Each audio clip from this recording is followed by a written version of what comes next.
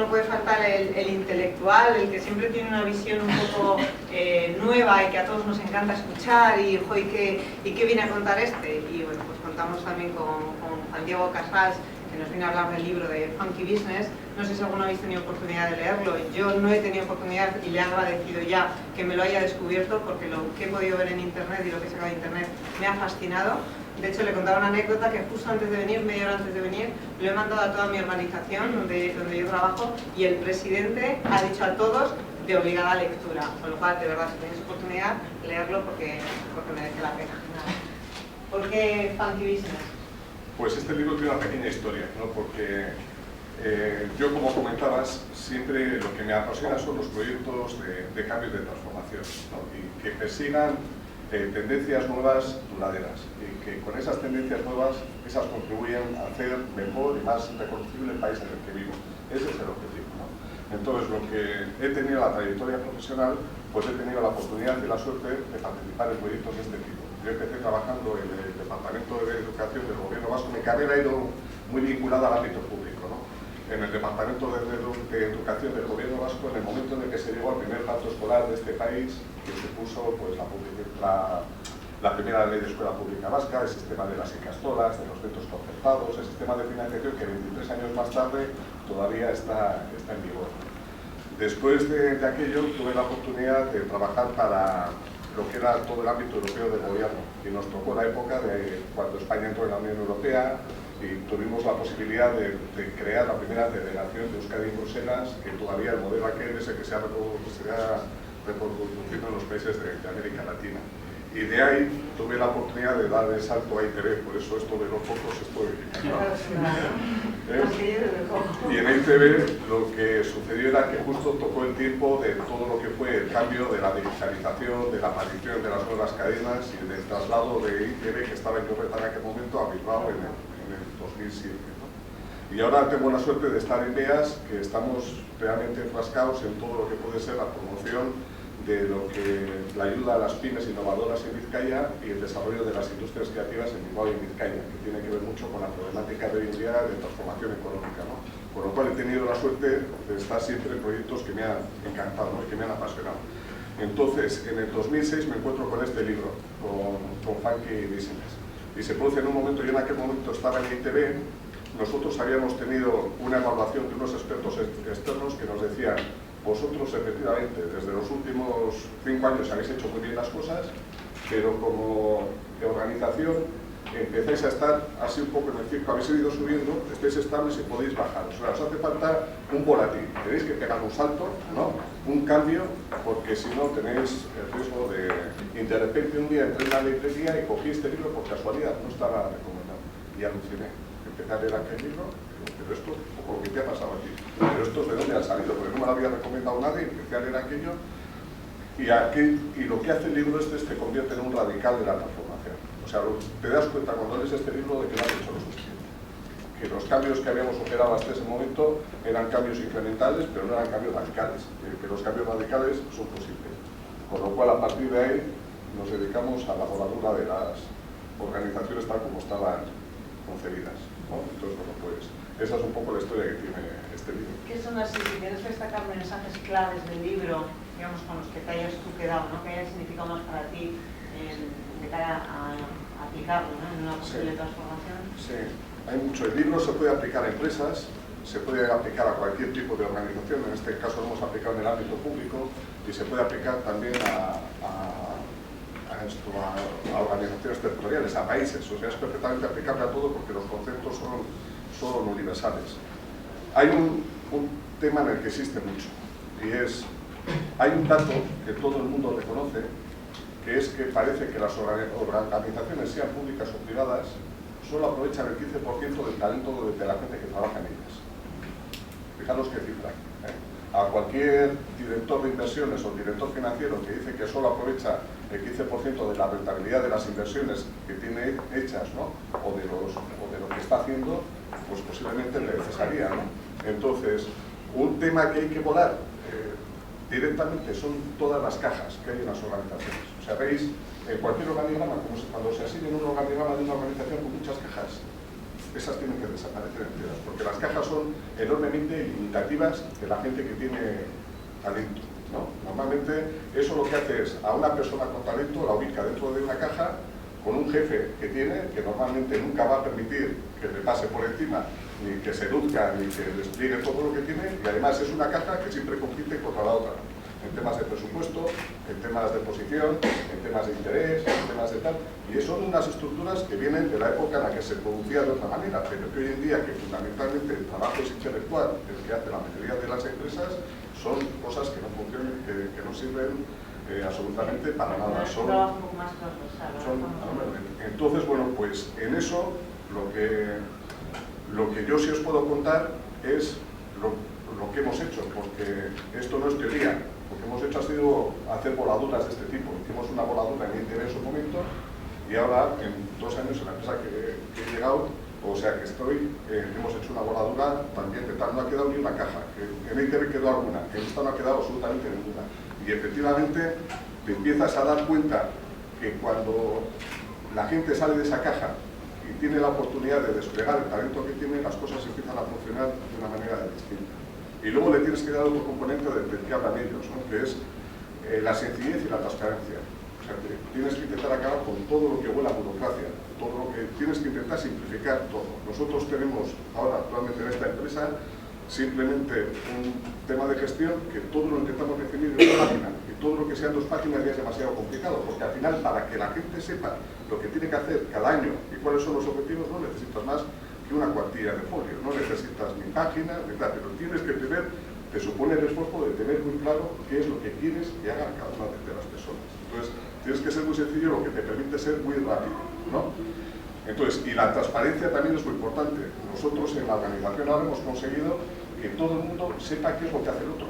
O sea, cada año cambiamos los cometidos que tiene cada persona, pero los cometidos que tiene cada uno, en qué proyectos están, los conoce toda la organización. Con lo cual, si alguien llama, sabes perfectamente quién es el responsable de una cosa de esas. Entonces, eso te permite actuar muy rápido. En este libro dice que solo hay 2 tipos de empresas, las rápidas y las muertas. Y es verdad. Entonces, tienes que intentar funcionar así. ¿Qué es lo más complicado de aplicar? Porque al final estás atacando a la cultura de empresa, ¿no? Y hay, depende del tipo de organización, hay organizaciones grandes que la inercia que tienen es como un transatlántico, pero cualquier cambio implica mucho tiempo, ¿no? Entonces, ¿de dónde tiene que venir? ¿Desde arriba hacia abajo? ¿O cuál es un poco, digamos, lo que frena, ¿no?, a que se apliquen estos cambios? Lo que frena fundamentalmente son las personas, y no frenan las personas porque sean malas personas, sino porque normalmente la posición que tienen en una organización, sobre todo si tienen su cajita, ¿no?, pues es algo que les condiciona mucho, ¿no? Porque se vive como un ataque personal, se vive como, bueno, pues parece que ahora ya no me valoran, que tal, es complicado. No es un cambio de estos, no lo puedes hacer si no estás totalmente cubierto en el nivel máximo de la organización, porque la organización te busca las cosquillas siempre. Si lo estás haciendo y no eres el nivel más alto, te van a buscar las cosquillas, intentarás saltar y te van a poner muchísimas dificultades, ¿no? Pero hay que intentar construir todo eso en positivo, o sea, que la gente, en vez de verlo como una amenaza, o sea, que todos, en vez de verlo como una amenaza, lo veamos como una oportunidad. Y aquí hay 2 tipos de organizaciones, y es muy importante. Son aquellas organizaciones y aquellas empresas que las ves a reconocer enseguida. Aquellas que siempre se preocupan en hacer más grande el pastel, en ensanchar el campo, en crear cosas nuevas, ¿no? Es decir, vamos a hacer esto, y vamos a hacer, igual nosotros ahora estamos trabajando con las pymes, pero vamos a hacer cosas que no se han hecho nunca, vamos a hacer más cosas, lo que no vamos a hacer va a ser pelearme por hacer lo que está haciendo el otro, ¿no? Y hay otras organizaciones que juegan siempre el argumento siempre es contra el enemigo, parece que siempre están peleando contra alguien, ¿no? Y también se ve claramente en el discurso político, ¿no? Los líderes políticos que siempre están creando, imaginando, haciendo, promoviendo cosas, y los líderes políticos que parece que siempre se tienen que buscar un enemigo para su discurso político. Pues eso pasa efectivamente en las empresas, ¿no? Entonces, en las empresas, para que este cambio pueda operar, les tienes que dar una razón, un buen motivo para que sea así, ¿no? Y en el que todo el mundo gana, que es muy, muy importante. Entonces tienes que conseguir eso, y por otra parte lo tienes que hacer con el respaldo de la más alta dirección. El libro habla de comercio emocional, ¿no? Que vamos a hacer comercio emocional, que la gente quiere emocionarse y que le presten atención. Yo creo que el problema que tienen estas cosas, que yo las totalmente. Yo siempre he hecho con las organizaciones por eso, porque es mucho de las personas, ¿no? Y de las emociones.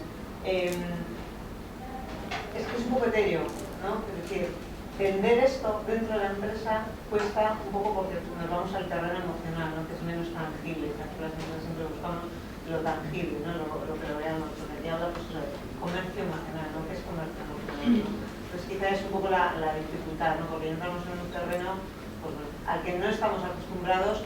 En el terreno personal sí, pero en el profesional hablar de emociones está como un poco, no mal visto, pero bueno, descatalogado, ¿no? Pues que todos estamos perdidos, ¿no? Si tú vas a una empresa, estás trabajando en una organización en la que no tienes emociones, en la que no te ríes, en la que no te apasionas, en la que no tal, estás perdido, porque vas todos los días con una pereza y a trabajar y te acabas enfadando con el vecino porque estás con el vecino, la vecina, o que sea, te acabas siempre mal. Tienes que tener la función internamente de la propia organización, porque si no, no vale para nada. Y eso, bueno, pero pues eso fundamentalmente lo tienes que hacer, eso, rompiendo estructuras que no valen para eso, ¿no? Simplificando muchísimo las cosas y planteando grandes objetivos. Entonces, o sea, que intentar que las personas no vean el puesto de trabajo como un cometido administrativo, ¿no? Sino como una misión y que sepan para qué vienen aquí y que aquello les atraiga lo suficiente. Pero nosotros hemos pasado, en esta última empresa, lo de ITV también fue un caso especial, pero hemos pasado de esta última empresa a decir, ¿tú qué haces? Bueno, pues yo tramito las ayudas de la Diputación para tal, ¿no? A decir, ¿qué es lo que haces? Yo estoy ayudando a las pymes de este territorio a que generen actividad económica y empleo. Nos lo estamos jugando como país. A eso, ¿no? Entonces, eso ya te cambia, ¿no? Y te cambia el chip, y te cambia tu razón de ser, y tu razón de levantarte e ir a trabajar todas las mañanas. Si aparte de eso consigues un entorno en el que tú puedes proponer cosas, hacer cosas, tienes un entorno de libertad para hacer más que lo que marca tu propio puesto de trabajo, pues empiezan a funcionar las cosas. Porque otra cosa que hacemos es, parece que a la gente en las organizaciones la tenemos limitada, por el puesto que desempeña, por la titulación que tiene y por no sé qué. Y dices, pero ahí va más, si esta persona, yo qué sé, tiene un sentido común que no tiene nadie, ¿no? O tiene una capacidad para relacionarse con la gente que no tiene nadie. Y da igual que sea secretaria, administrativo, ingeniero o lo que sea, ¿no? Y entonces tienes que aprovechar y después hablar parte del equipo que tienes que hacer esto, pero con estas cualidades que no tienes, vamos a ver qué podemos hacer en esa organización y empiezas a hacer cosas que no hacías antes. Y tú te empiezas a sentir realizado porque empiezas a hacer cosas en las que ves que aportas.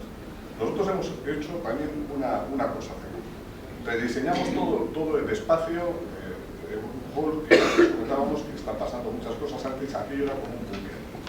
Pero para hacer el rediseño de aquel hall hicimos un equipo de trabajo interno en el que estaban pues, los gestores, los técnicos, los ingenieros y tal, y había gente de administración y de recepción.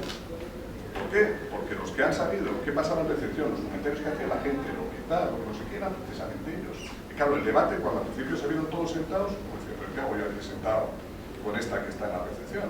¿No? Entonces, pues vamos a hablar, aquí no vale, vamos a ir aportando todas cosas, no vale que nos vayamos contestando, pero las ideas de sentido común que lanzaban las personas que habían estado viendo cómo tal, pues han hecho que el proyecto haya salido bien. En ITV, por ejemplo, hacíamos muchos eventos y llegamos a la conclusión que las claves me las daban las personas que estaban recibiendo a la gente, porque son las que oyen los comentarios, las que tal, las no sé qué, te dicen, oye, esto andar con un poco en esto, pero muchas veces nadie les pregunta nada. ¿Por qué? Porque son las de recepción y parece que son no sé qué. Entonces es ver simplemente el talento que puedes desplegar dentro de una organización. Llevado a otra escala, lo que pasa también mucho con las fábricas, los operarios que están a pie de máquina, nosotros vamos a decir, nunca se les escucha, son los que realmente están viendo los problemas que hay y están desde la dirección intentando cambiar el proceso, mejorar el proceso, cuando el que tiene la clave de lo que está pasando no es eso, es un poco el que está a pie, no les pasa un poco lo mismo. Es muy complicado, ¿no? Es decir, salir de la zona de confort nos cuesta muchísimo, entonces romper eso supongo que es un poco la barrera que tiene que venir con este estudio desde arriba, ¿no? Desde arriba y con un buen motivo. O sea, la gente tiene que actuar por convencimiento.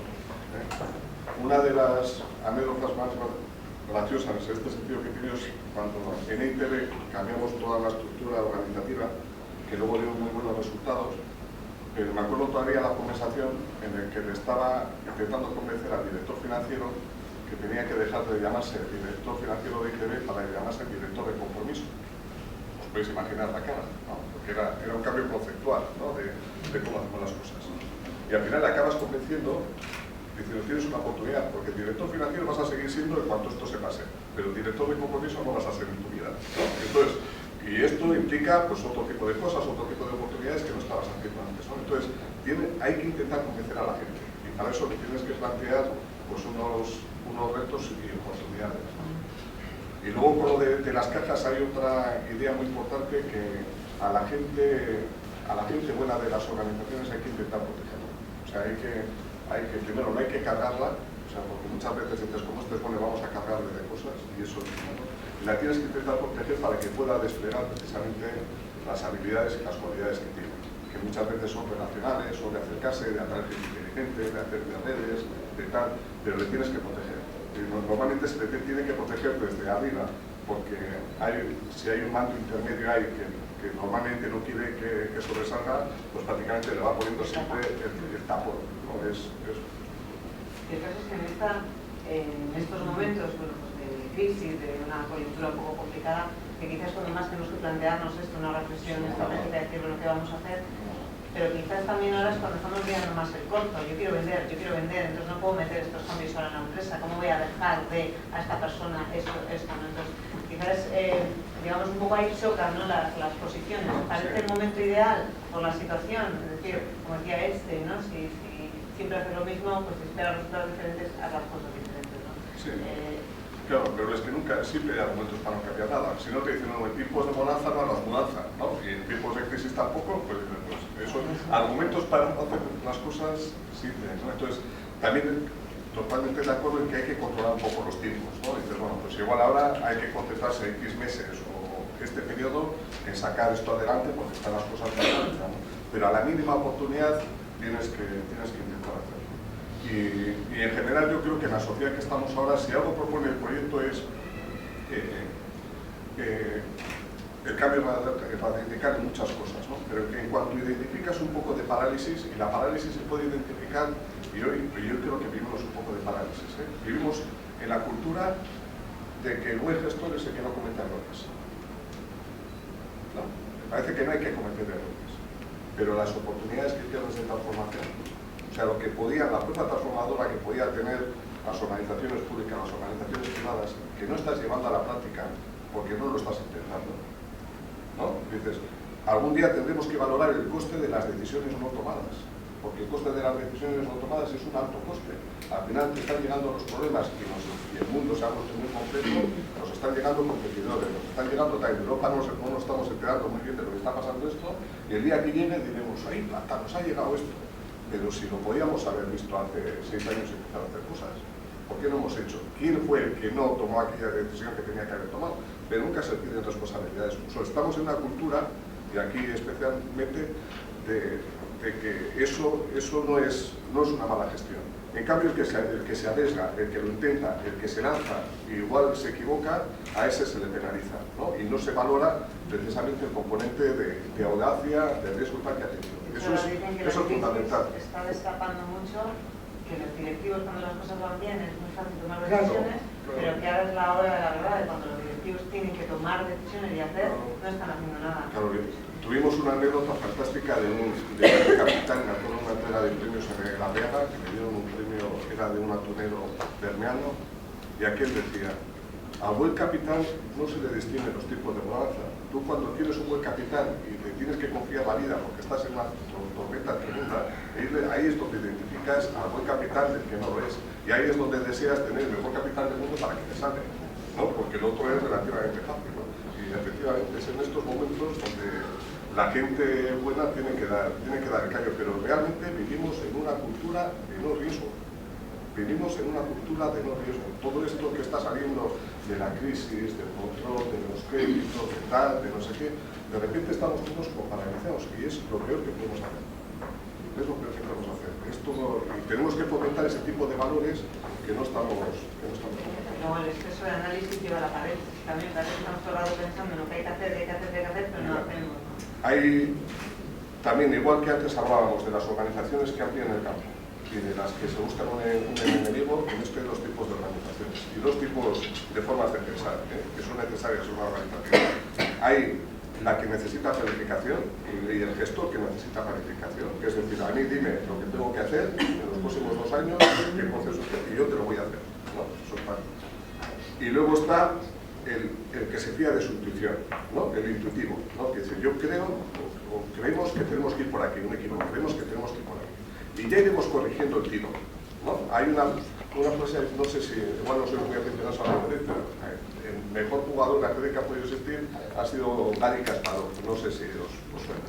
Pues este hombre era un estratega fantástico y tenía una frase deliciosa que dice, fíjate de tu intuición, o sea, la intuición es una gran virtud, fíjate de tu intuición siempre que estés dispuesto a contrastarla continuamente con los inputs que te da la realidad, ¿no? Con lo cual, si tú tienes una intuición, tienes que saber que estás llevando a la organización hacia un sitio, pero que tienes que ir corrigiendo el tiro, porque al final el mercado, las circunstancias, los tiempos y tal, te van poniendo en su sitio. Tienes que ir moderando las cosas, ¿no? Pero estamos gestionando un poco las cosas por intuición. Parece que hay que responder todo a planes que tardan en elaborarse un montón de tiempo, que para cuando se han elaborado hoy en día ya las cosas están pasadas. Porque claro, hacer planes hace 50 años, cuando tenías un mercado relativamente protegido y no pasaba nada, pues te podías permitir tantos años. Pero hoy en día, cuando no sabes si el competidor te va a llegar pues de la India, de Perú y tal, de cualquier sitio y tal, ¿qué haces haciendo planes? Pues empieza a rodar y vete corrigiendo un poco el tiro. Pero tienes que darle otra cultura diferente a la empresa en ese caso. Ahora, la lectura del libro pues si lo leéis, está hecho como lo de Kasparov, que está contrastado, porque en base a esto hemos llevado por lo menos procesos de cambio radical en 2 organizaciones que han dado unos resultados espectaculares. En ITV fue los mejores resultados de audiencia, se llegó al número 1 en informativos, se hizo toda la transformación de la sede, nos dieron el Premio Europeo de Innovación, tuvimos caso de estudio en escuelas de negocios, o sea, aquello fue un éxito y aquello se vio. Y en BEAS, pues prácticamente en 2 años hemos pasado de gestionar 300 expedientes a gestionar 900, de 3 millones a 13 millones, y todo eso con la misma gente que teníamos, ¿no? O sea, que efectivamente todo esto da resultados, pero lo de ayudar a las empresas, les podemos animar a las empresas a que hagan cosas, ¿no? Pero eso lo tiene que hacer cada una de ellas, ¿no? ¿De cuánta gente estamos hablando en los proyectos que lo habéis llevado a cabo en BEAS y en ITV? Son 2 proyectos muy distintos. En BEAS, el proyecto, en ITV la plantilla era de 900 personas, ¿no? En BEAS la plantilla es de 43 personas. Entonces esto nos ha permitido hacer algo más radical en BEAS que lo que hicimos en ITV. Pero en ITV nos dimos cuenta de una clave fundamental, de por qué suele fallar esto en las empresas, y es, en las empresas antes, resulta clave una estructura intermedia. Por mucho que intentes no tener estructura, siempre hay, o sea, la capacidad que tú tienes de ayudar a la gente, ¿no?, a exportar el talento es limitada. O sea, yo la vez que más personas he tenido que he podido influir un poco en eso, pues han sido 20 y tantas personas, que eran pues, los colaboradores más cercanos que tenías. Te puedes preocupar de ellos, puedes estar con ellos, puedes un poco ayudarles y tal. Pero claro, en una estructura con 900 personas no puedes. ¿Cómo lo tienes que hacer? Pues tienes que desplegar eso en el siguiente nivel. La siguiente escala de las organizaciones suele ser un 10% de la gente, más o menos. Pues calcular en Internet unas 90 personas. Y esa es la clave. Si consigues que esas 90 personas se contagien de este espíritu, se contagien de esta cultura, ¿no?, y vayan haciendo, desplegando hacia abajo lo que tú has desplegado hacia ellos, esa organización de repente llega un momento en que empieza a girar, empieza a andar y va sola. Es como si fuese una rueda de molino que al principio no sabes si va hacia adelante o hacia atrás porque no estamos todos empujando en el mismo sentido. Pero cuando empieza a girar, resulta que ya con el mismo esfuerzo va girando. ¿Cuándo notas eso? Y eso nos pasó en ITV, cuando de repente te empiezas a encontrar con gente de distintos equipos que de manera espontánea se va reuniendo y va proponiendo que se hagan cosas. En ese momento la rueda está girando. ¿Cuánto tiempo lleva el proceso? Totalmente diferente. Yo creo que hoy en día se pueden hacer las cosas más rápido. Nosotros en ITV esto nos llevó pues casi 7 años. En Bea lo hemos hecho en 2 años. Claro, también la dimensión es muy diferente en una y en otra. Y hay un tema, y luego también para que eso funcione, cuando hablábamos de lo de las cajas, hay una mano de santo, que es la multidependencia. O sea, hay que intentar evitar que una persona de la organización, o sobre todo las personas que pueden aportar cosas, dependan solo de otra persona. O sea, que tengan un jefe único. Te tienes que implicar en proyectos para que dependan de 2 hasta de 3 personas distintas, porque entonces ya no hay monopolio de nadie sobre nadie, ¿no? Ni le tiene que dar cuentas de horas, de tal, porque al final trabajas por proyectos, trabajas por tal. Y entonces, y ahí ya lo que hace es lo que permite que esa persona que ya depende de 2 o 3 empiece a confiar en él. Entonces, como depende de 2 o 3, está con equipos distintos, empiezan a hablar entre ellos y empiezan a surgir todo este tipo de cosas. Pues algún día caerán. O sea, esto es así. O sea, las grandes empresas también han estado viviendo en un contexto de mercado que no era real. O sea, ahora en el contexto de mercado actual, con la globalidad que hay y la competencia que hay, van a sufrir mucho. Y claro que se puede hacer. Lo que pasa que hay, no sé si era Branson, el de Irving, ¿no?, que decía que hay también un tamaño en el que si pasas de él, la gestión es muy complicada. Entonces yo creo que lo cifraba en 90 personas. Era decir, porque 90 personas tú te puedes reconocer, puedes conocer a las 90 personas que están trabajando en una empresa y eso puede generar todo lo que estamos hablando, ¿no? Entonces, decía, si tú llegas a un momento en el que vas a crecer mucho más de los 90, pues intenta hacer, en vez de una, hacerlo 2 empresas, ¿no? Cuando sea. Posiblemente lo que tendrán que empezar a hacer estas grandes empresas, en vez de ir acumulando cosas, empezar a generar unidades que sean más autónomas, pero claro, ese es un modelo de empresas. Cuando me refería a las empresas del siglo XX, también me estaba refiriendo a eso, y me refería a las administraciones del siglo XX, que también son miles de trabajadores, es igual.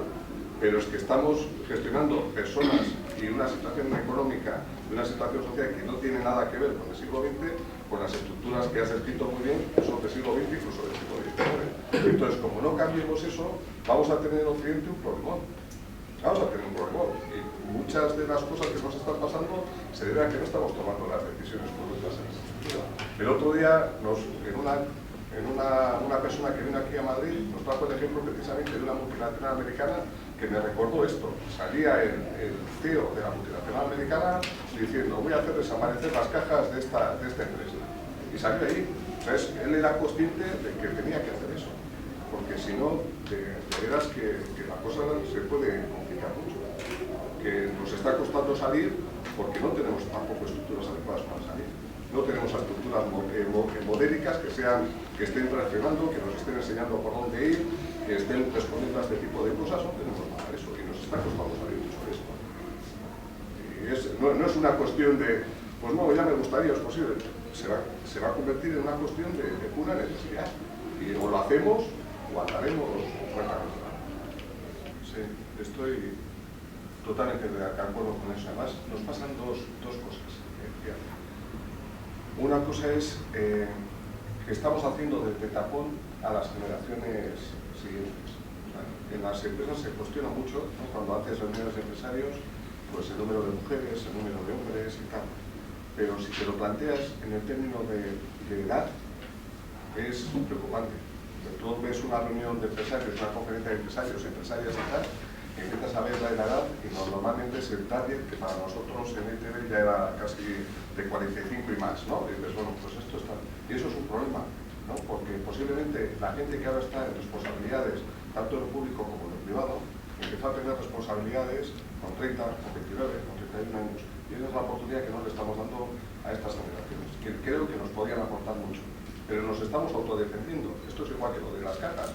Yo por lo menos mi generación es la del baby boom. Somos infinitos. Y estamos subiendo como el ascensor. Pero estamos haciendo la puñeta a las generaciones que vienen por detrás. Y eso también explica por qué las organizaciones se resisten a cambios. Si la media de edad de los gestores está en 50 años, te puedes encontrar organizaciones en lo público y en lo privado con una media de edad de 50 años.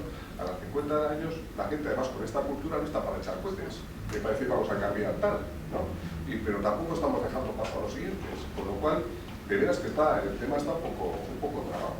En el tema de la educación, totalmente de acuerdo. El otro día vi una experiencia en Barcelona, ¿no?, que un colegio que se pega a la gente por detrás y hacen un poco lo que estábamos comentando. Dice, ¿dónde están las competencias de cada uno? Ya veremos estos qué es lo que son. De cada uno, ya puede ser perfecto en comunicación, otro puede ser matemático, y las trabajan para intentar hacer gente muy buena en eso. Pero estamos ahí de esto.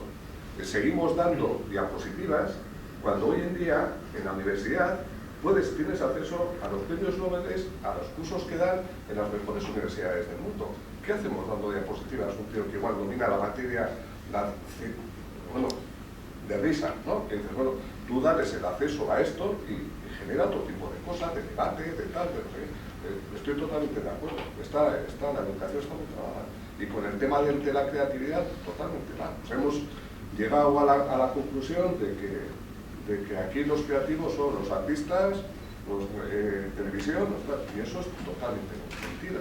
¿No? Todas las organizaciones y todas las personas tenemos un potencial creativo que todavía hoy se puede explotar, pero que no lo trabajamos para nada en la escuela. Entonces, bueno, ahí, por eso, cuando ves esto, dices, ¿qué vamos a andar con cosas así de retoque, de víctima? Que hay que darle, a esto hay que darle un revolcón fuerte, ¿no? Porque es que hay que hacerlo, no es otra cosa. En todo lo que toques, porque es un poco la cuestión, ya os decía, no es cuestión de, pues ya os decíamos, no es cuestión de empresa, es cuestión de sociedad, de las estructuras que tenemos, de lo que nos hemos notado, que nos ha permitido vivir muy bien. Pues entonces esto es lo que hay que cambiar. A diferencia de otros movimientos que hay que dicen vamos a poner una bomba y vamos a empezar desde el cielo, poder o Bolivia, pues esto no es así. Entonces, esta sociedad y estas estructuras nos han llevado a unos niveles de bienestar altísimos. Tienen muchas cosas a aprovechar. Pues vamos a reflexionar sobre ellas, vamos a aprovechar lo bueno que tienen todas ellas, pero vamos a transformarlas. Ese es un pensamiento constructivo, de lo que hablaba antes. No se trata de destruir cosas, sino de construir sobre lo bueno, pero de construir algo diferente.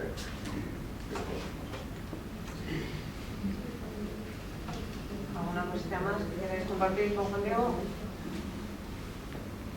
Bueno, de todas maneras, si no tenéis oportunidad en el ratito que estamos ahora, yo quería agradecerte, Juan Diego, la verdad que me ha parecido muy interesante que